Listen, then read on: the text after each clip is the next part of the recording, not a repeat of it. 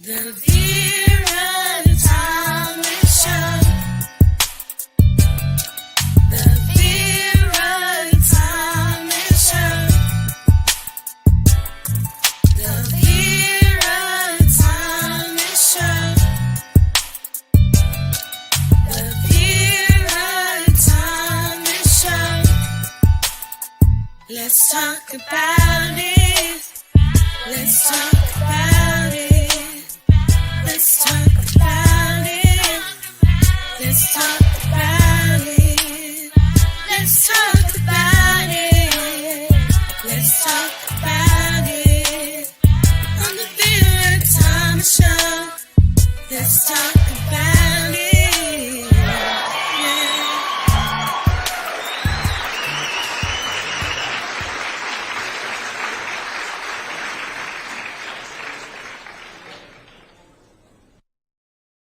Hi, I am excited tonight because we're going to be talking about a very serious topic, a topic that involves the impact that parents have on their children. And my guest tonight, Mr. Charles Yancey, we're going to unpack how important relationships are with fathers and their children, and how sometimes those relationships are hampered by their mother. This is very important because it's something that is across the board and an issue that needs to be addressed because it's not about the mother, it's not about the father, it's all about the child and the children. So, Charles, how are you today?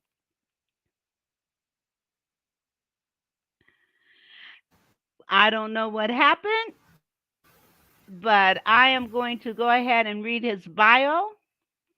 Mr. Charles Yancey II, better known as Mr. Yancey, was born into a military family in then Fort Gordon, Georgia. After traveling over the years for various reasons, he currently lives in Canton, Ohio, and is the father of two boys. Mr. Yancey has worked in independent entertainment and media for 20 years in various capacities, from party promotions to hosting in nightclubs and events, to traveling with an R&B group, voiceovers, and more. Currently, Mr. Yancey works for the Greater Stark County Urban League as a recruitment and marketing navigator. He also hosts a podcast titled Conquering the Unexpected, which is available on multiple platforms and is ranked number 144 in India in the category of mental health. Lastly, Mr. Yancey is the founder of the Fatherly Impact Foundation, which supports, encourages, and empowers fathers and their families from the womb through high school and beyond. What's most important to know about Mr. Yancey is that he loves to see individuals be prosperous and successful, as well as leave a legacy for the next generation. I am honored to have you here tonight. And I know you've been here before and you've shared your story before, but I am asking you to share it again for those who may have not heard your story in the past. So I'm going to give you the floor and let you share a little bit more about Mr. Charles Yancey and how did your childhood impact you and what you do today?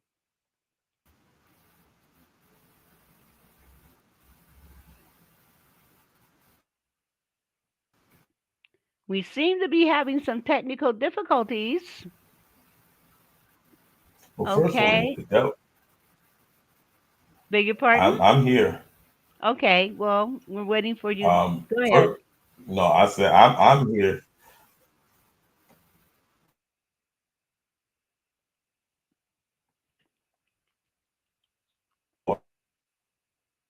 You're, you're freezing up on me.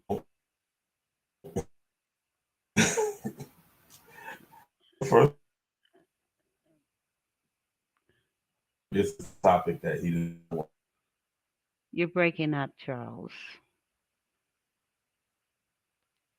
Okay. We're children. having, you're breaking up. You know what? Satan is a liar. This is the second time we have tried to do this show. And every time, now before the show started, we had no problems. None. And now we want to talk and we're having difficulties again. Oh my goodness. Okay. I am going to go to a commercial and we will be right back. So bear with me. We're going to go and come right back. Mama Knows creates high quality products that are available to be used on multiple textures of hair.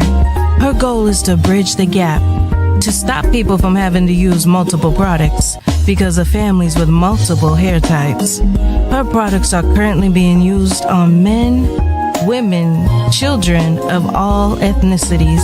Mama Knows products are available at www.mamaknowsproducts.com. That's www.mamaknowsproducts.com. You can also find her on Instagram at Mama Knows Products because, you know, Mama knows what you need.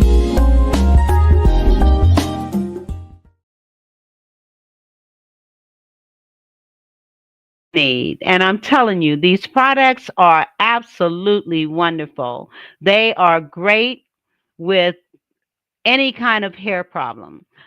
They smell great and they work well. You want to check out mamaknowsproducts.com. Why? Because Mama knows what you need.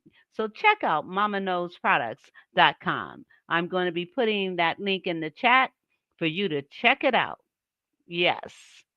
Okay, so let me bring back Mr. Yancey and let's talk. Okay, I'm going to give you the floor again so that you can go ahead and share your story.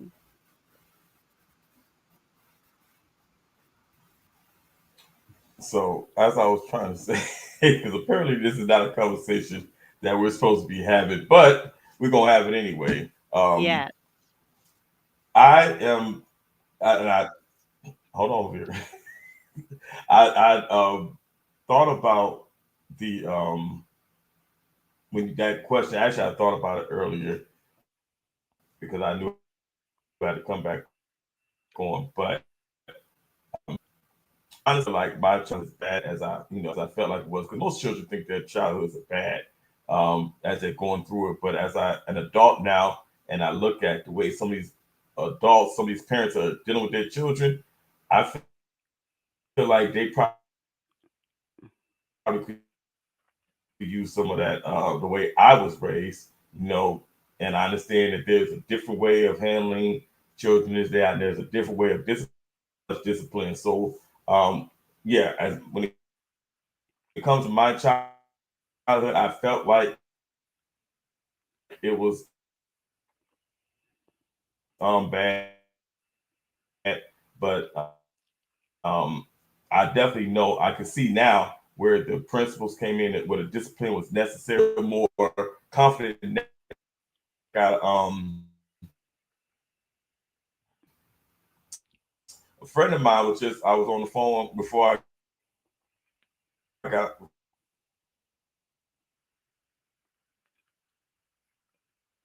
before We can't hear what you're saying. I don't know what this is.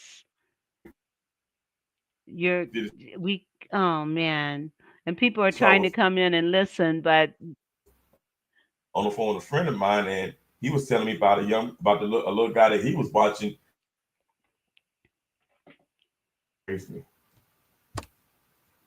Charles. Ah, you know what? This is crazy because you keep chopping up I heard you said something about a little boy, and then there was nothing more. Satan is a liar. Oh man. Okay, I'm going to go back to another commercial, and we're going to come back, and hopefully we'll have this sound situation handled. Hallelujah. Hey there, Jason McNamara here, and I'm about to drop something truly game-changing your way. Are you tired of the same old 9-to-5 grind? Feeling stuck in obtaining the life you deserve and craving something more? Well, listen up, because I've got something you will not want to miss. Introducing the No More 9-to-5 Club Professional Membership, your ticket to freedom and success in the entrepreneurial world. With our professional membership, you'll get access to weekly coaching sessions, pre-recorded trainings, and a vibrant community of fellow game changers. You get access to technology that will allow you to automate passive income streams, as well as unlock all of our expert-led trainings in the back office so you know where to go for good advice when you need it. You will also use the club to build up a residual income stream with a 2-tier 33% affiliate commission unlocked at this level, allowing you to help people help themselves while generating a residual passive income stream for yourself. And here's the kicker. For a limited time, you can unlock all of this just for a $1.11 donation to our club foundation. I like this one. Your first month is on us. So what's holding you back? Click the link below, make your donation, and let's start building the life and business of your dreams together. Here at the No More 9-to-5 Club, we're all about turning dreams into reality and smashing through those glass ceilings. That's what I'm talking about, Jake. Whether you're a seasoned entrepreneur or just starting out, we've got the tools and support you need to thrive and evolve. And don't forget to sign up for our bootcamp training. It's the perfect way to kickstart your journey and unlock even more perks. So what are you waiting for? Join the No More 9-to-5 Club today, and let's make those dreams a reality. I can't wait to see you on the inside. You only get one now. Invest it in your better future. Let's make magic happen together.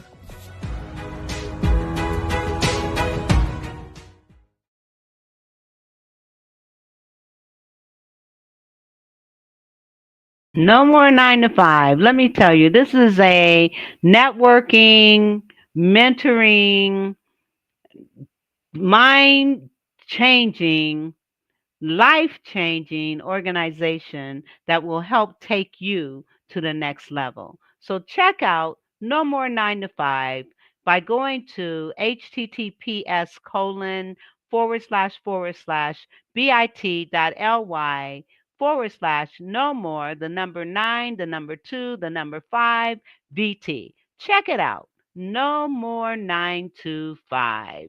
I am going to bring my guests back up, and hopefully we've got the sound situation handled. So rather than back up and go back through your childhood, why don't you start with the story that you were about to tell about your friend and the child that you were mentioning? So I'm going to give you the floor to share that.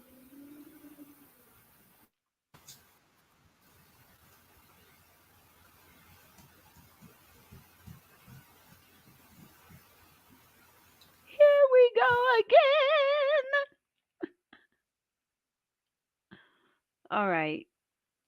I'm going to go to another commercial, and we'll come back and figure out why this is happening. This is a show that's meant to be heard. And yet I honestly, unfortunately, did not hear. you're breaking up. I didn't even hear what you said there. Let me play a commercial and come back.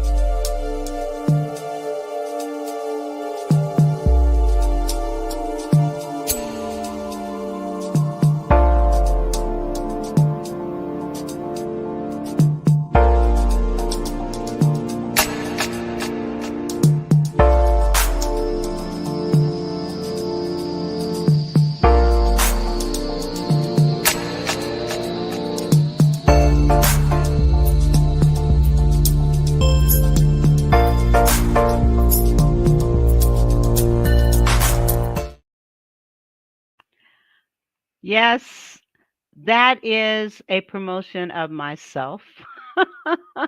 I am a certified coach, speaker, trainer, and 25-time best-selling author.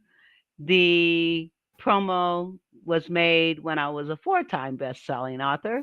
So you know it's old. But anyway, I work with parents and children. I want to make a difference in their lives. And my coaching is designed to help them pull from themselves what it is that they need to do. Not me telling them, you need to do this, you need to do that. No, let's talk and pull from you what it is that you want to do and resolve the issues that you need to resolve. All right. So, Charles, I see you on the platform twice. So, I'm going to pull up this one. Okay. You're going to have to turn off your sound, though. Oh, yeah. Okay. So, are we better now? Yeah, it looks like we are better now. Okay. Awesome. I just need you to turn your phone around so that it's landscape. No, But I'm sticking with this one. I'm gonna stick with this. I hear you. I hear you. So, I'm going to give you the floor, my friend. I don't even know the question. The original question was to talk about your childhood and the impact. And you did mention about being disciplined differently from how children are disciplined today. You were talking about one of your friends and a child. And so, if you can share that story, and I want to get into the meat and the crux of what we are all about and what we're going to be talking about today. So, you got the floor. So as I was saying, this generation that we're dealing with now are not as disciplined as I was raised. Um, Growing up, you think that your childhood is worse than others. You think that your parents are doing you wrong, but as I look today at the way these parents are raising their children, I question it because they are not. They honestly don't care. They honestly do not care. Um, what their parents are saying. And so I was mentioning a friend of mine who was watching another friend's child, and he was on the phone when he called, and he told me the young man had ran out the house and had ran halfway down the street. And I'm thinking I would have never done that growing up because I knew better than that. But that lets you know the difference between how we were raised growing up versus now. So I again I don't I thought that my father was super strict, which he was, but I definitely know now again from based on how I grew up, it was worth it. Absolutely. And I was raised in a very strict environment as well. And while growing up in it, I remember because we went to church so much, I said, I'm never going to church when I get grown.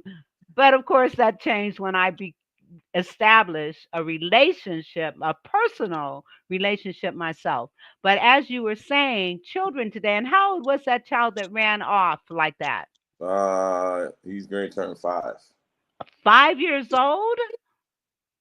Oh my goodness. And so our issue today, we're talking about, it's not about him.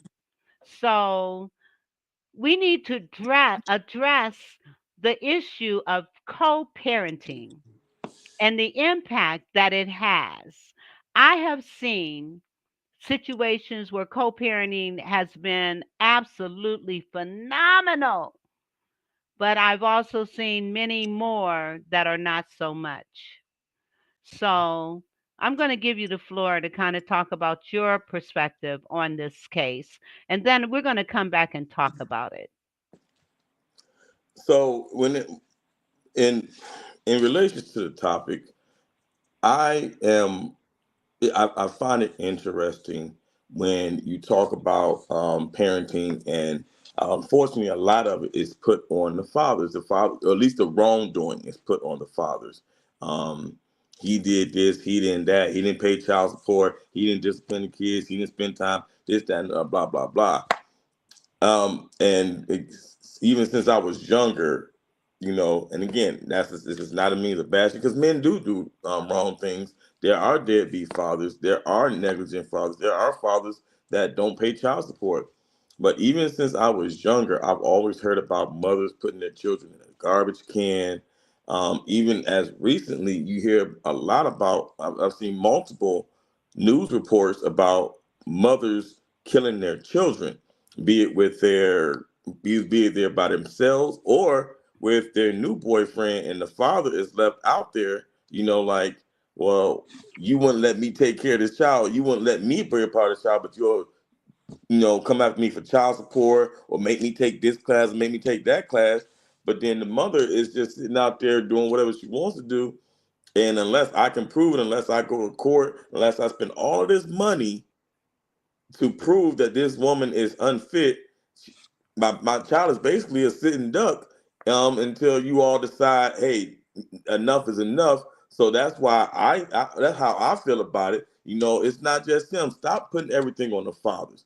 I Everything that's wrong is on the fathers, but the mothers share just as much responsibility as the father. I agree with you 100%.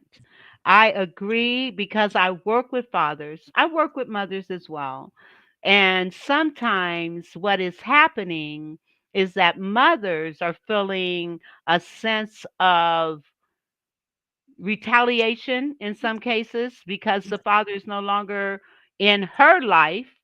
And as a result of that, she hampers the children from being involved in their father's lives. I've seen it, and it really damages a child when the mother is pitting the father against their children. I see it. And no mother, in fact, mothers nor fathers should be doing anything to malign that relationship with either one. Mothers should not be belittling and ridiculing the father in front of their children. I've seen it. And children become confused. For a child to have to look at their mother before they hug their father to get approval? What is that? And what impact is this having on your children? And of course, they're not going to say anything. They're just going to go along with whatever is happening with the parent that has custody of that child.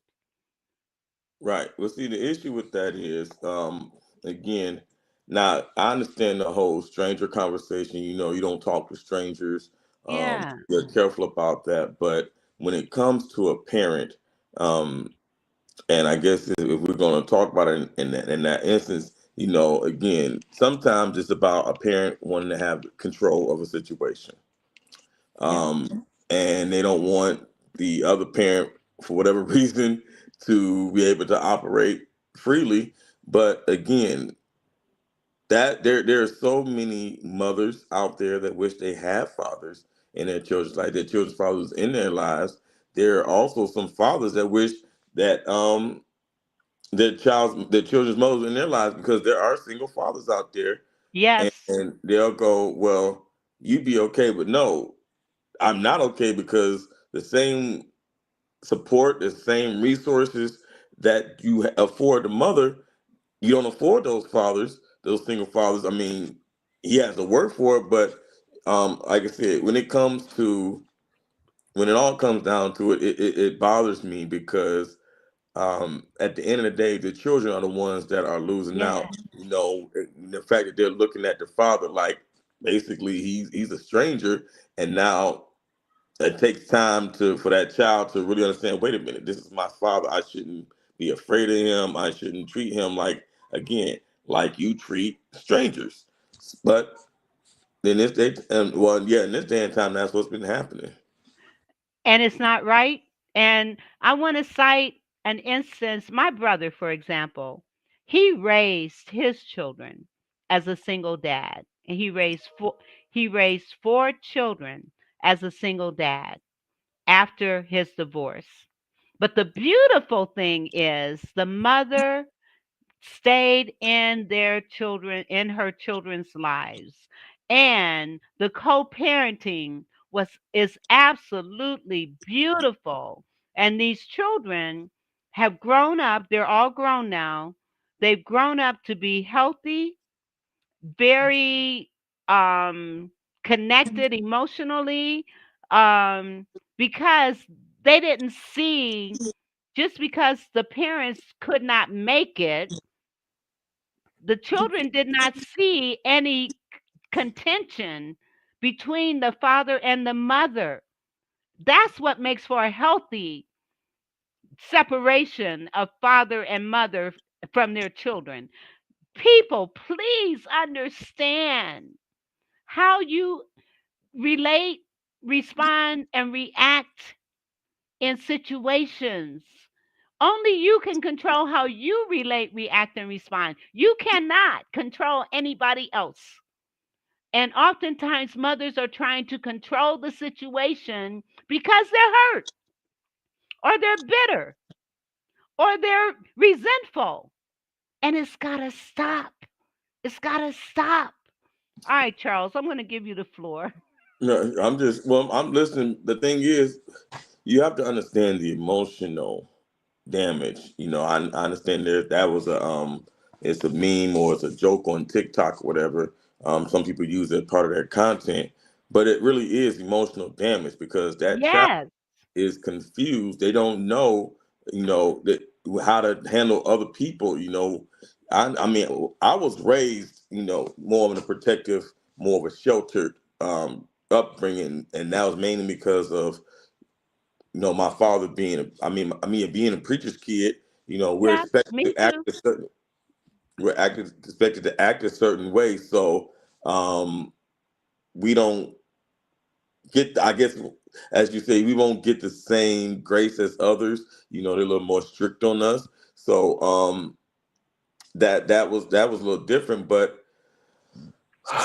you really have to stop and think, on how this child is going to interact when they when they go to school, when they again, just being in public, how to interact with other people. And then I know in some cases how a parent will demand respect at home, but when the child goes out, it's like that respect goes out the window. You Because know, that's how my mom allows me to do this, my mom allows me to do that, my dad allows me to do this, my dad allows me to do that, but that does not translate into respect in outside the home. And there should be respect, the same respect that you have for your parents inside the home should be the same respect that you give people outside. Inside and outside, the rules should not change. absolutely. And unfortunately, even children are disrespecting their parents. I was with someone just the other day, and was talking to her son, and he actually called her a derogatory name. And of course, me, I wasn't going to just sit there and not say anything. It's like, you owe your mother an apology. How dare you say that to her? And then he said, well, she said that to me. And I'm like, this is not good. This is not good. And so children imitate what they see. And if they see that their mother is disrespecting their father, or if the father is disrespecting the mother, then they're going to do the same. Right. Well, here's my other thing, and again, this may not be agreed with, but because I've heard this, and I know we gentle parenting has been discussed, and corporal punishment is not always necessary. Um, but like I said, when you have a 5-year-old that will run out the house with no thought in the world, um, not That's a only that, problem. when you talk about um, even in school, these kids I mean, they're misbehaving. You got school shootings. You got Even at the matter of fact, the same young man I'm talking about, he's gotten in trouble. He's in kindergarten and has gotten suspended from school in kindergarten for hitting teachers, hitting other students. I think he had a security guard. And you're like, wait a minute, at 5, if he's doing this at 5, then I what? have to ask, what is his home environment like? I was not going to speak on that because Well, but look, Charles, the bottom line is if this child is behaving like that, there's a reason for it. There's a reason for him to be behaving like that. So, what is his environment? You don't have to get into the particulars because I have no idea who you're talking about, and it doesn't matter. The fact is, you've got a 5-year-old walking out the house when he wants to, beating up on teachers and security guards. Something's going on in that house. Now, come on now. well, I will say, as I've already said, I believe the discipline is a little more lax than what it should be. I know that his mother does discipline him. I believe his grandmother does, but I think probably the most important thing that we have to mention, there is no father in the home. So, with that being said, and I can't speak on the relationship between a mother and a father, but I will say that that is a part of that's probably a huge part of why he may be acting like that. Now, mind you, as you know, father figures or his mother's friends, we try to talk to him. We try to help him understand, that's not okay. You should honestly, one, listen to your mother, be respectful, and two, your actions are not going to help you later on. So he does have quote unquote father figures around him, but again, that's not the case in every situation. Um, Can I ask a question? Go ahead. Okay. This child is vying for attention. And in addition to the lack of discipline, my next question is, have they tuned in to the talents and the gifts that this child has? And have they nurtured it and got him more involved in positive things that's going to be in line with who he was? I mean, come on, we were born with purpose. So children are born with purpose. And if parents can tune into that purpose by observing the talents and the skills that a child has and putting them in positions where those things can be nurtured, discipline, and these behaviors will minimize. I know without a doubt, put him into environments that tie in with who his God given gifts are. And all this stuff will begin to minimize.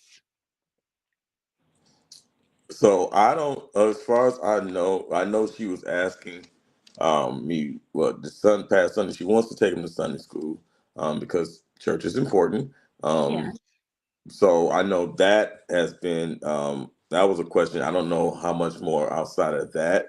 Um, but kind of getting back to the topic, that is unfortunately still back to where, again, regardless of what you get him involved in, if all the pieces are not in place I to agree.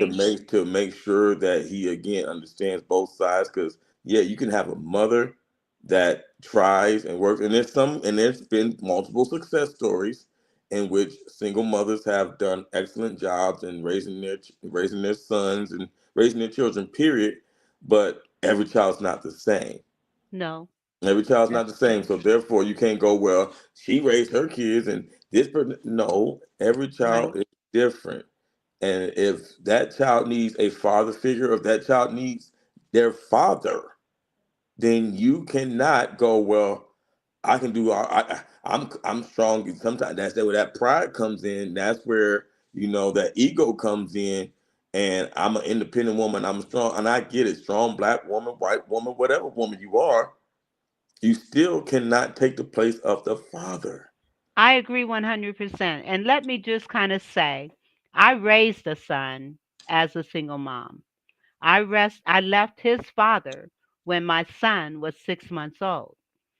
It was very important because I grew up not knowing my biological father.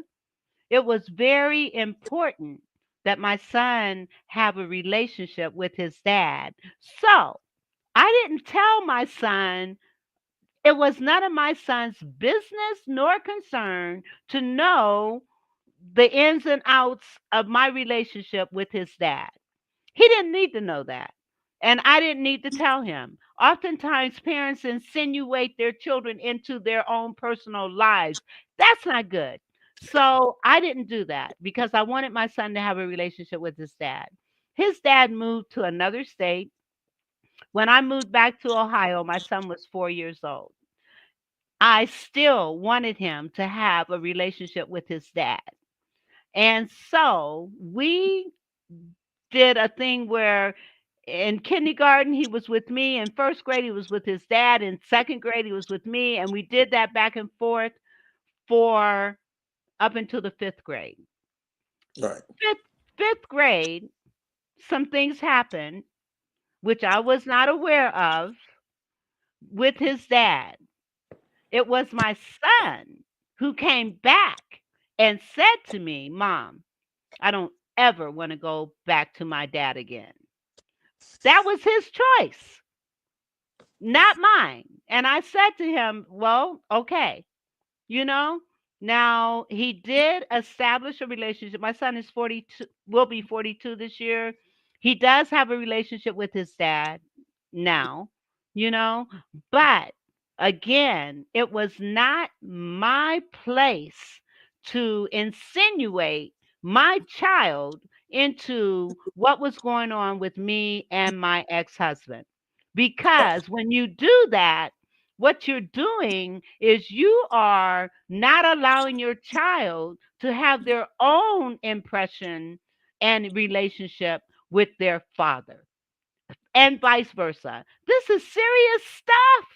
All right, Charles, go ahead. Well, here's the other thing again, what we have to come back to is understanding what's most important because sometimes it comes down to money.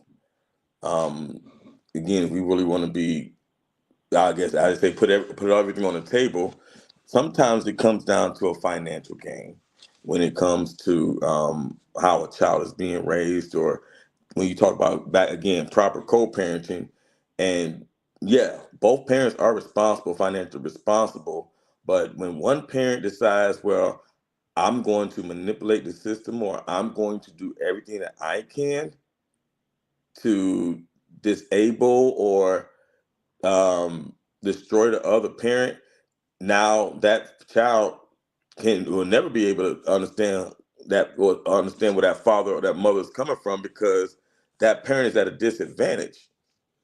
Um, because of that mother, as you said, being vindictive, vengeful, whatever it is, just a negative outlook on that how the importance of co-parenting. And when that happens, again, that goes back to the scripture that says the love of money is the root of all evil. Yes. And then And, oh, go ahead. and when that happens, that again changes how that child reacts. Even when it comes down, because I know some other young people who are now are entitled because of they were raised or I get this, I can get what I want and this, not just because I asked, they don't earn it. So now they feel entitled. And that's not how it's supposed to go. That's not how the world is going to treat these children when they when they become grown or whatever, or when they finally move out of their parents' house. That's not how it's going to be. So why are you setting them up to think that that's how the world goes? It's all about money. It's not all about money. It's actually No. about work too, and that's why co-parenting is important because it's about work. And not only that, children don't care about I mean, yeah, you can give them and give them and give them. They don't care about that. What they care about is your time, spending time with them, engaging them, loving on them. A lot of times, parents that are in position will throw money at their children and do things like that when all that child wants is your time. And all that child wants is for you to show you care about, you are concerned about them. This, and we're talking about parental styles, and there are four basic parental styles. The first one is the promiscuous or the permissive parent. The parent who wants to be their child's best friend. The parent who doesn't want to ruffle any feathers because their child may buck against what they're saying they need to do. A permissive child, of a permissive parent, does not have boundaries, and if they do have boundaries, they're inconsistent with those boundaries. And that impacts on a child. It causes a child to feel entitled. It causes a child to lack the discipline and the sense of responsibility that is required to be an adult. So, that permissive parent, your child is not your best friend. Your child is your child. And you need to use all that you can within you to nurture, support, encourage, and yes, discipline without hitting them, without yelling at them all the time, because those things also cause trauma, cause depression, anxiety, cause all kinds of issues and problems. All right, Charles, I want to talk about all of those different parental styles, but I don't want to just do all the talking and not have you come back. Well, I mean, and when it comes, if we're going to talk about just that one in particular, there's, I believe that that's one of the things, one of the parenting styles that is very prominent in this day and time. Yes, it And is. because we talk about, like I said, I mentioned earlier in the show, how I was raised and how did I disagree with some of the, how I was raised to a degree? Yes. But again, if you don't take the time to stop and think about what really happened, what was going on, and why they did it, then yeah, you're going to grow up with resentment and feel like, okay, well, I'm not going to do this, because this is a line I hear so much with parents, and I think I even use it myself. I'm not going to do what my parents did. I'm not going to raise my children how my parents raised me. And then your children start running over you. Then your children start doing all kind of crazy stuff that you go, well, I'm gonna figure it out. I'm gonna figure it out. Yeah, but how can you, when you allow them to do whatever they wanted to do? Now you want to be a disciplinarian. Now it's too late. Absolutely. And you cannot wait until a child is in middle school or high school to start trying to shape, mold, and make them do. You got to start even before a child is born, to be honest. But anyway, that's a whole nother story that I can talk about. But I want to talk about the other parental style that you and I grew up with, the authoritative, or the no, I'm sorry, the authoritarian father or parent, or parental style. The authoritarian, that's where discipline was hard and heavy. And when that happens, children tend to resist. And they resist by going out and looking for what they're not getting, because the authoritarian parent is the parent that says, do as I say, not, do because I said so. You need to do this. And oftentimes there is a lack of communication between parents and children when the parent is authoritarian, because a child is not sure how that parent is going to relate, react, or respond to anything that they may say. So there's a sense of fear with that authoritarian father or parent. I don't want to just say father, but parent. And so that's not good either, because what it does, again, it allows a child to begin to look for love in all the wrong places. And they feel like their parents don't really love them because all they're getting is criticism, ridicule, belittling. And parents have done that to their children. And when they do that, it is detrimental to the growth and development of your child. And then we've got the neglectful parent that may be in the home, but is so consumed with themselves and what they're doing and their lifestyle and their jobs and everything else that the children are fending for themselves. And when that happens, children lack social interaction action skills.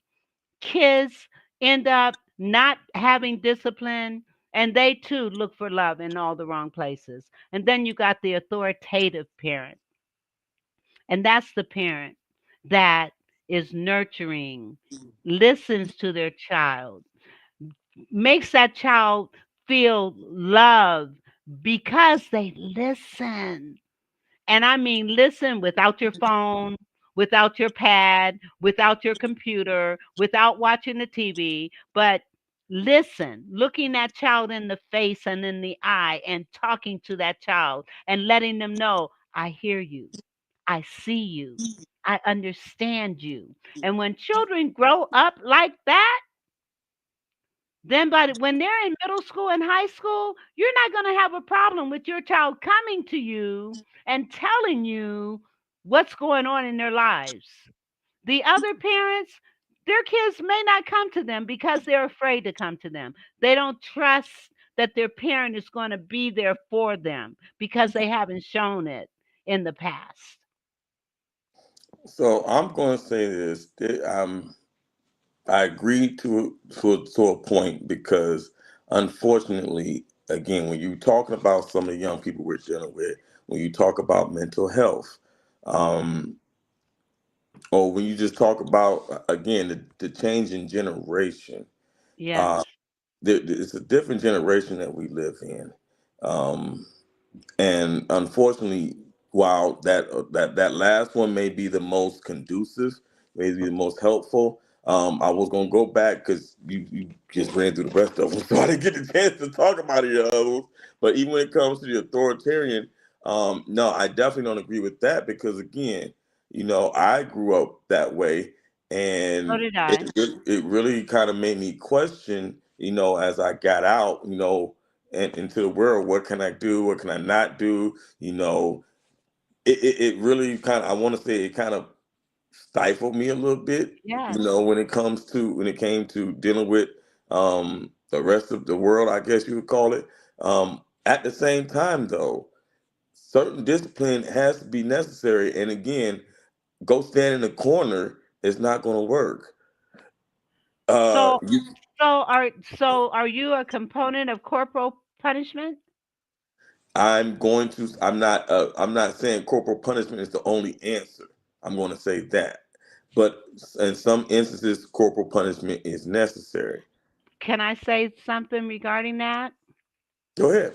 When we, in my opinion, when we use corporal punishment to resolve an issue, in my opinion, what we're doing is telling the child, this is how you deal with conflict.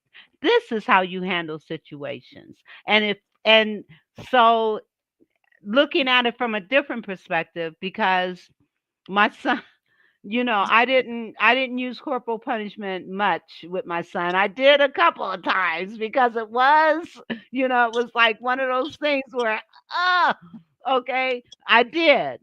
But afterwards, I made it clear to him. I talked to him and I apologized because I don't want to have to use that. I didn't want to have to use that. But I did. And then I talked with him to help him understand and apologize because it's nothing wrong with parents apologizing to their kids. I apologized to him. And also, I have learned that I can handle situations differently through effective communications with my child and helping them understand, well, how could this have been different? What could you have done differently? What are we going to do moving forward? And having those kinds of, and engaging them in the decision making process for their behavior. I'm clearly passionate about this. Let me calm down. I'm going to give you the floor. So I'm gonna hear you. I hear you, but then I'm also have to disagree on to a degree because um, corporal punishment is, like I said, constant corporal punishment.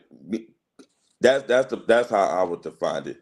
Constant corporal punishment, or that being the only tool to discipline a child. I don't agree with that. Um, but saying that corporal punishment is not necessary, I can't agree with that. Now, and the reason why I say that, because again, like you said, whether it be 2 times or once a year, however it goes, the thing about it is, and then back to the apology part, because I think that's the part that I really grabbed hold of, is the apology part. You don't apologize for chastising your child. I don't Well, feel. I'm not Uh, saying, okay, I'm sorry.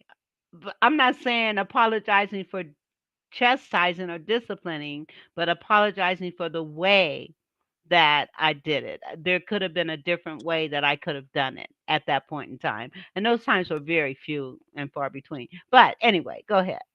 I'm sorry. so, I just wanted to interject that. but I mean, the reason why I said that, because again, it's one thing if a parent did something wrong. Chastising your child is not wrong. Now, again, I understand what you're saying. You don't chastise your child when you're angry. I get that. That is Yes. definitely important. But Yes. chastising your child is still not wrong. And when a child No. is not chastised, again, as the scripture says, and I know we have different interpretations of the scriptures, but even when we talk about in the scriptures, if that was the case, then you're telling me Yahweh should not have whooped those people in the temple then too, right? No, what I'm saying is there's another scripture that says, Okay, no, provoke no, not no. your child to anger. There's a It scripture was that a says, joke. provoke not your child to anger, right? Okay, but and again, it's still not provoking your child to anger. Understand that we're not provoking the child to anger. We are establishing boundaries. That there are rules and regulations Yes. that you cannot. There are consequences when you do things, and that's why I go back to the scriptures, because we cannot dismiss the scriptures in anything. If Yahweh, most known as Jesus, if Jesus chastised those in the temple But he for didn't hit doing him. He didn't hit him. What he acts. did was he threw over the No, table. there was a whip involved. There was a whip involved. But Are again, you that saying that Jesus hit somebody? yes, he did. All right, I don't know about that. I don't Well, know. again, You can show me the scripture tomorrow at work. the point is this: if Jesus will chastise those who are wrong, Yes, and he did. and so therefore we cannot do it any different than our children, because unfortunately that's what happens. And like I said, we have more parents who are the children's friends and don't establish that boundary. Now, I understand the whole telling your children you're not their friend, but you're not. I'm not your friend, but you still don't spend time. You still don't spend quality time with them, which you mentioned earlier. That's still important. Yes, I'm your mother or I'm your father. We can spend time. We can laugh, ha ha, he, but I'm still an adult. Right. And I've and, Exactly. and I've witnessed a an adult who still calls their parent by their first name. Now, again, I would never do that. I have no desire to do that. But again, that tells you not my and that the adult I'm talking about is in their 30s. Yeah. So therefore, that lets you know that there was already A a, disrespect. well, not even that. There's already a bad cycle that could be possibly started, because that person now at 30 years old thinks that okay is okay. So who's to say they're not going to pass that on to their child? Exactly. And So you, go ahead. exactly. My son is 40. He'll be 42 this year, and he still calls me mommy. Mommy. But anyway, um I agree with you. And you mentioned boundaries several times. Boundaries are very important, but oftentimes what happens is parents will set boundaries, particularly the permissive one, will set boundaries, but then let them slide. Hmm. Boundaries should be non debatable. Boundaries are non debatable. Guidelines are flexible, and there is a difference.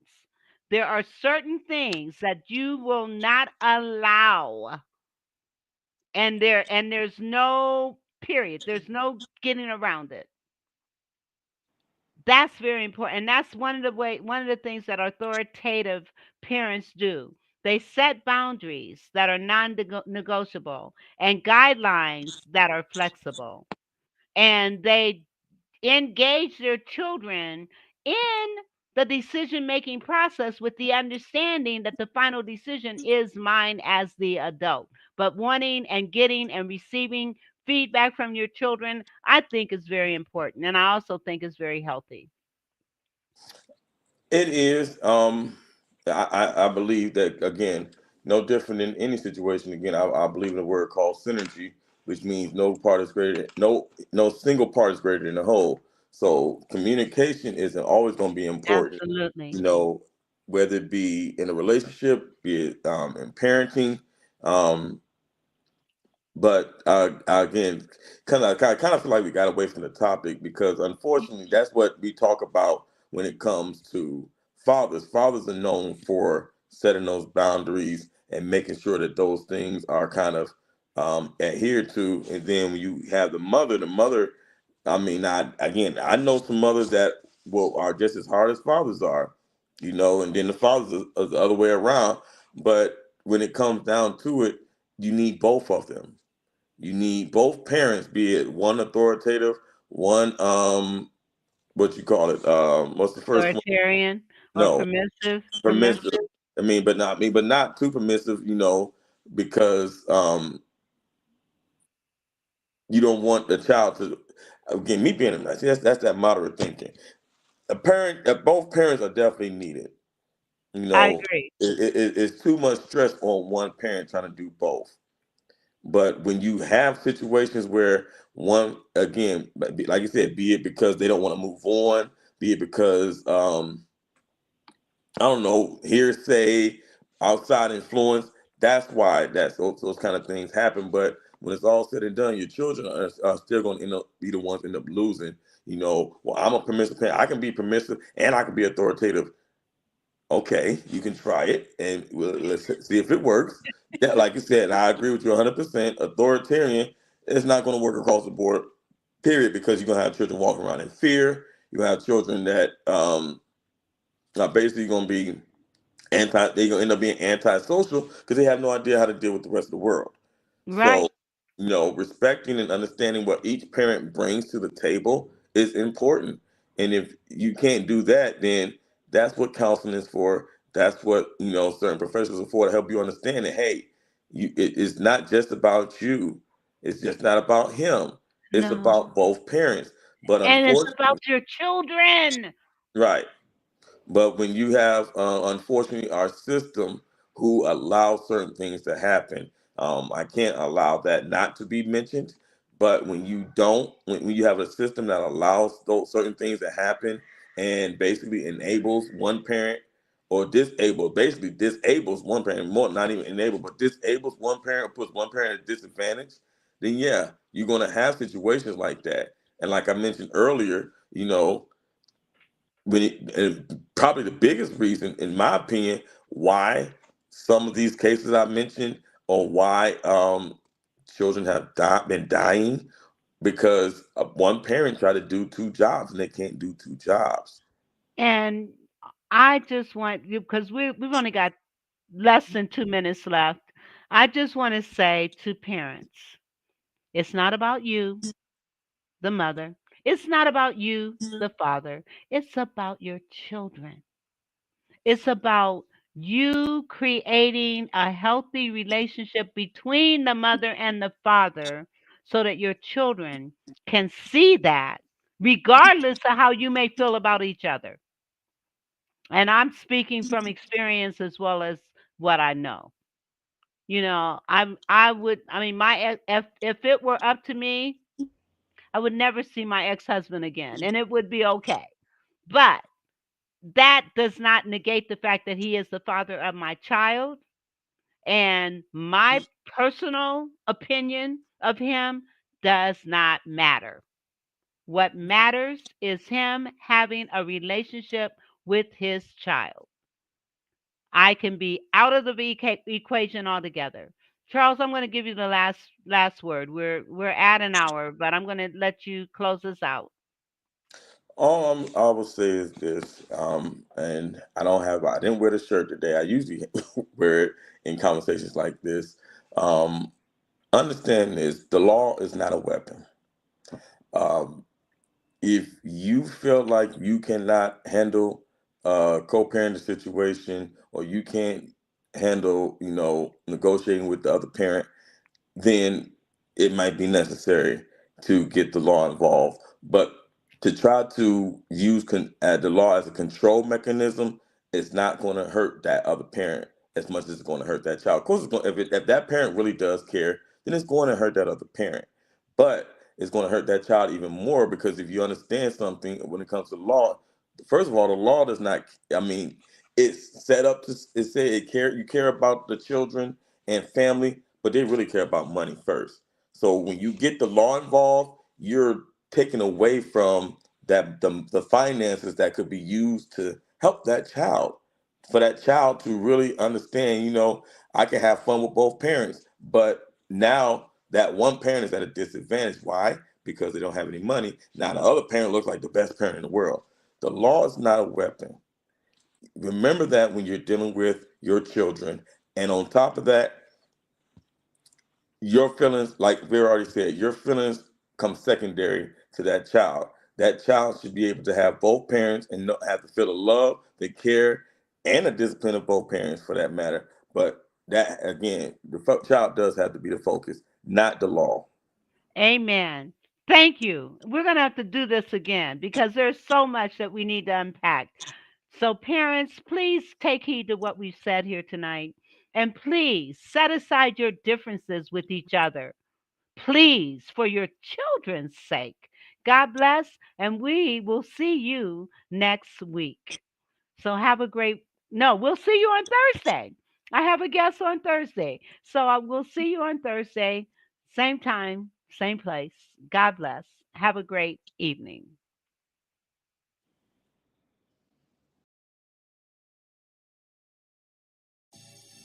The